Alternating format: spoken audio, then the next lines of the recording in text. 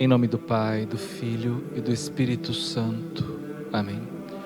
Depois de vermos no capítulo 41 como José foi constituído o segundo homem no Egito, abaixo apenas de Faraó, agora vamos ver seus irmãos indo ao Egito buscar víveres, isto é, alimento, juntamente com toda a confluência que acontece de povos rumo ao Egito. E é interessante observar que todos estes povos se dirigem diretamente ao vizir, isto é, a José, e veem desta forma nele o seu Salvador. Jacó, sabendo que havia trigo no Egito, disse aos seus filhos: por que estáis aí olhando uns para os outros? Eu soube que há trigo no Egito. Descei lá e comprai-o para nós. Poderemos assim viver e escaparemos à morte. E os 10 irmãos de José desceram ao Egito para comprar trigo. Não desceram simplesmente pela fome que os assolava e a todos os povos ao redor. Desceram por um desígnio divino.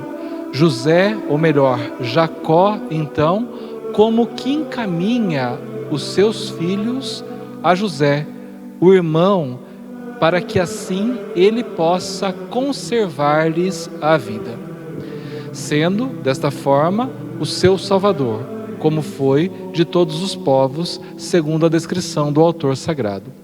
Jacó não deixou partir com seus irmãos Benjamim, irmão de José, com medo, pensava ele, de que lhe acontecesse alguma desgraça. Os filhos de Israel chegaram, pois, no meio de uma multidão de outros para comprar víveres, porque a fome reinava na terra de Canaã. Toda Canaã, então, confluiu em direção a José, buscando nele um Salvador, buscando dele víveres, para que assim pudessem sobreviver àquela grande fome. José era o governador de toda a região, e era ele quem vendia o trigo a todo mundo.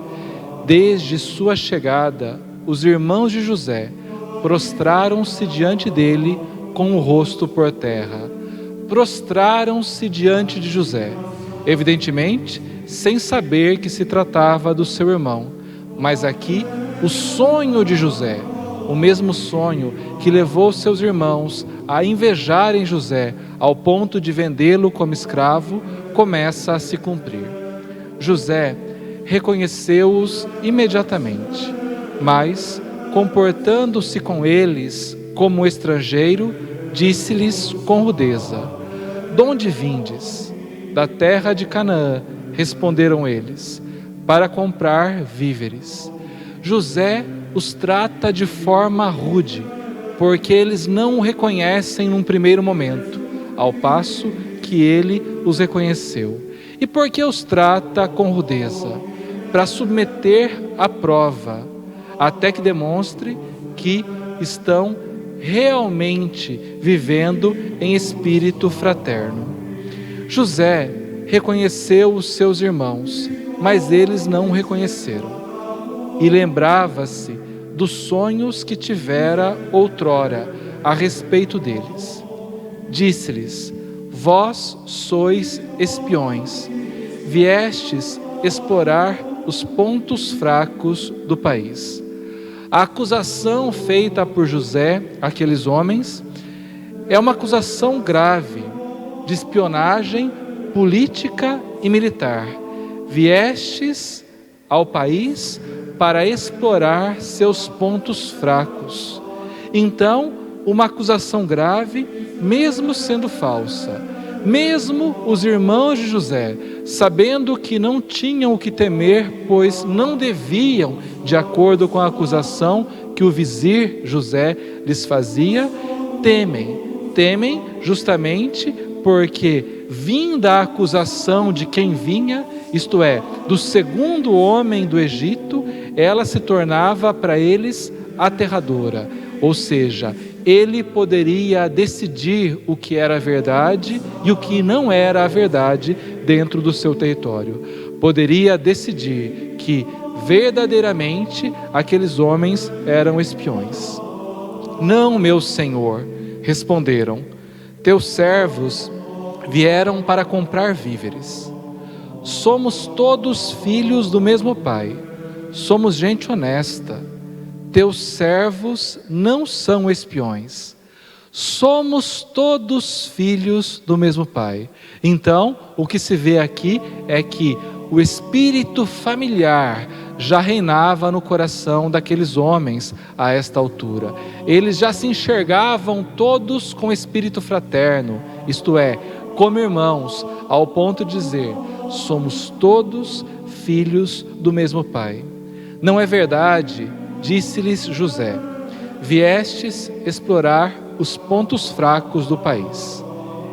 Eles responderam, somos 12 irmãos, filhos do mesmo pai, na terra de Canaã.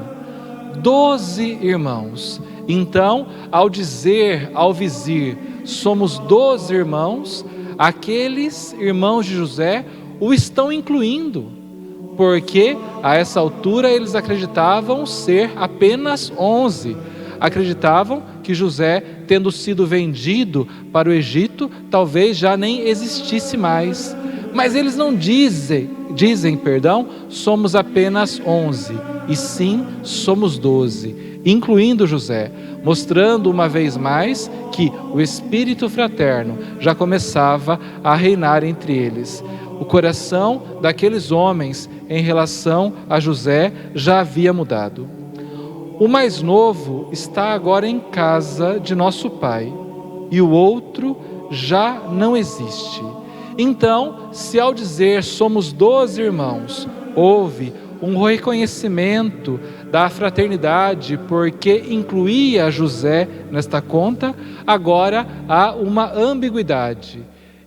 Ele já não existe, como se fossem apenas 11. Ambiguidade em que sentido? Não existe porque não está presente? Ou não existe porque eles não têm conhecimento da sua existência? No caso, aqui não tem conhecimento de que se trata do próprio José. José disse-lhes, é bem como eu disse, sois espiões, sereis, aliás, postos à prova, pela vida do faraó, não saireis daqui, antes que tenha vindo o vosso irmão mais novo. Mandai um de vós buscá-lo, enquanto isso, ficareis prisioneiros. Vossas palavras serão assim provadas, e veremos se dissestes a verdade. José, então, fala aos seus irmãos de uma maneira firme, reforçando a sua teoria de que são espiões. Fala assim para ver como esses irmãos reagem neste momento. Agora eles se sentem e agem com espírito fraterno, como irmãos que são. Do contrário, pela vida do faraó, sois espiões. E mandou metê-los na prisão durante 3 dias. No 3º dia, José disse-lhes, fazei isto e vivereis, porque sou cheio de temor a Deus. Então, José aduz ao sentido religioso para não condenar aqueles homens sem prova. Sou cheio do temor a Deus, por isso não vou cometer injustiça alguma, condenando todos por ser espiões. Provem-me que estão dizendo a verdade. Em outras palavras, é o que está dizendo José para pô-los à prova. Se sois gente de bem, que um dentre vós fique detido em prisão, e os outros partam levando trigo para alimentar vossas famílias. Então, José os coloca à prova, coloca seus irmãos à prova. Desta forma, viver para os irmãos de José já não é mais uma questão de ter alimentos para levar até sua família, mas provar a verdade do que estão dizendo. Isto é, que eles têm um irmão mais novo em casa que ficou com seu pai. Trazei-me então vosso irmão mais novo, para que eu possa verificar a verdade de vossas palavras, e não morrereis. Foi o que fizeram. Disseram uns aos outros: em verdade, somos culpados pelo crime cometido contra nosso irmão. Preste atenção.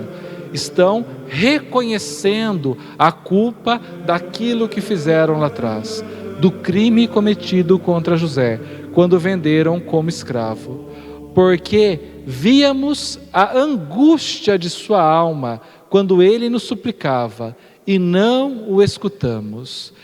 Vem-se culpado por ter vendido o irmão, e ainda por, mesmo vendo sua angústia, não socorrer ao irmão que venderam como escravo.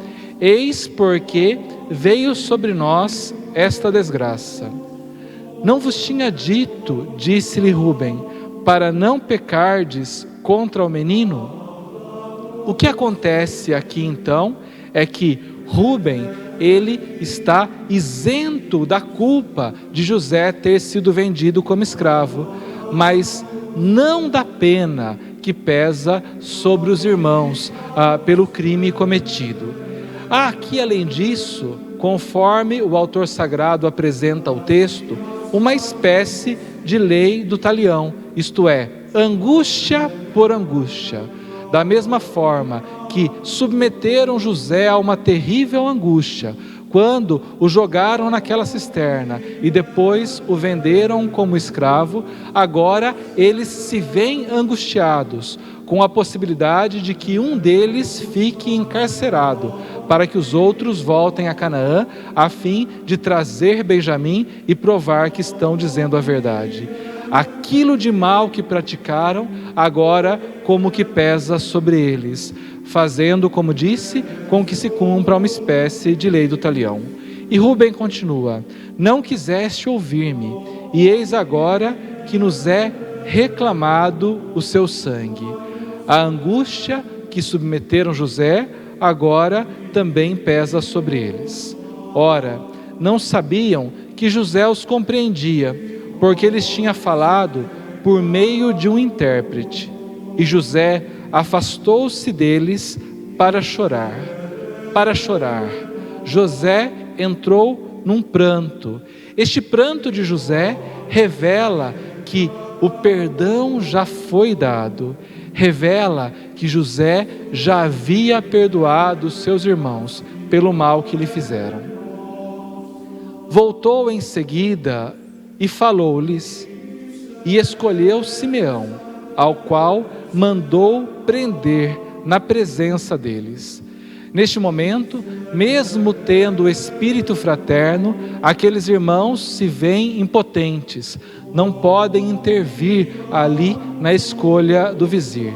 Se veem impotentes, mas não como aconteceu com José quando o lançaram na cisterna, não se veem insensíveis ao que está acontecendo, não se veem insensíveis frente àquilo que julgam uma crueldade com o irmão Simeão que ficaria preso.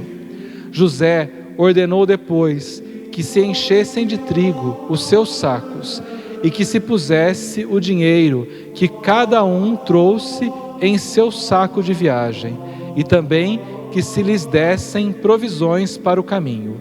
E assim foi feito.